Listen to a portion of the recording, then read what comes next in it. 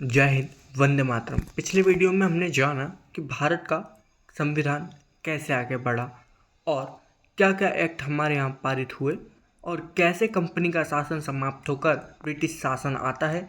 उसके बाद कैसे समाज बदलता है और भारत का बंटवारा होता है, भारत की आज़ादी आती है। और देखते हैं आप भारतीय संविधान के प्रमुख स्रोत, जिसमें कहाँ कहाँ से संविधान के लिए प्रावधान लिए गए हैं और किन किन प्रावधानों को शामिल किया गया है, वो इसमें देखने को मिलेगा। भारतीय संविधान जो भारत का सर्वोच्च कानून है, जो 26 जनवरी 1950 को लागू किया गया,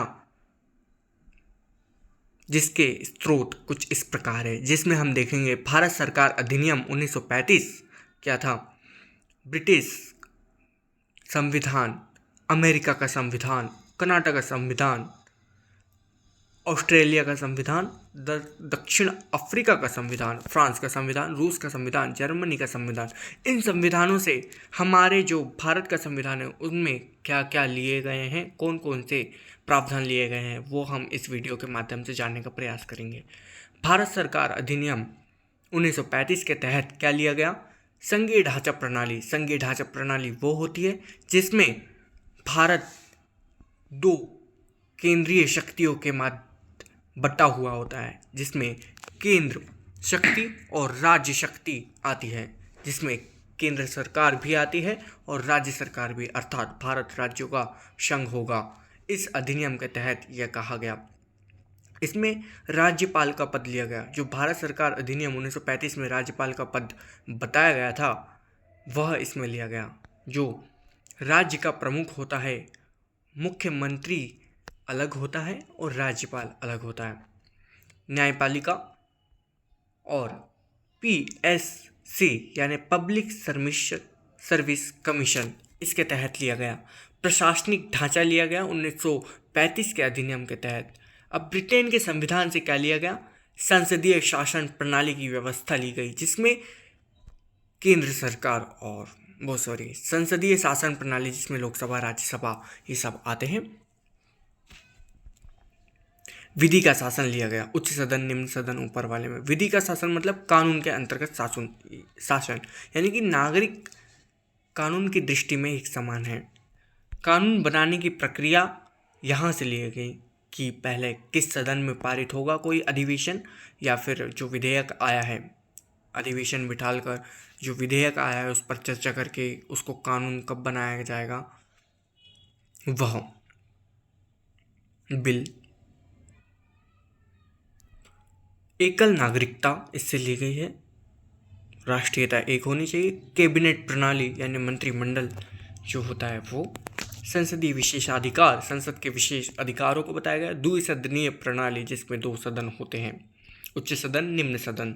CAG का पद लिया गया यानी कंट्रोलर एंड ऑडिटर जनरल, नियंत्रण और महालेखा, ब्रिटेन के संविधान से लिए गए। अमेरिका के संविधान से क्या लिया गया, मौलिक अधिकार लिए गए।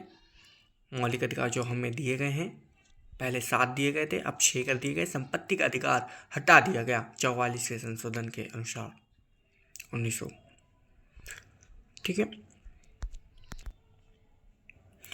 यहाँ पे स्वतंत्र न्यायपालिका की व्यवस्था ली गई। जो हमारा सर्वोच्च न्यायालय है, न्यायपालिका की स्वतंत्रता, यानी कि न्यायपालिका किसी के अंडर में नहीं होगी, अमेरिका के संविधान से ली गई। न्यायिक पुनर्विचार, यानी कि अपने ही फैसले पर फिर से विचार करने का जो न्यायपालिका को स्वतंत्रता है, वह अमेरिका के संविधान से लिया गया। और राष्ट्रपति पर महाअभियोग द्वारा प्रक्रिया, उसको हटाने के लिए जो महाअभियोग की प्रक्रिया है, उसके माध्यम से राष्ट्रपति को हटाने का प्रावधान अमेरिका से लिया गया। सुप्रीम कोर्ट और हाई कोर्ट के जज को हटाने की प्रक्रिया अमेरिका के संविधान से ली गई। उपराष्ट्रपति का पद भी अमेरिका से लिया गया।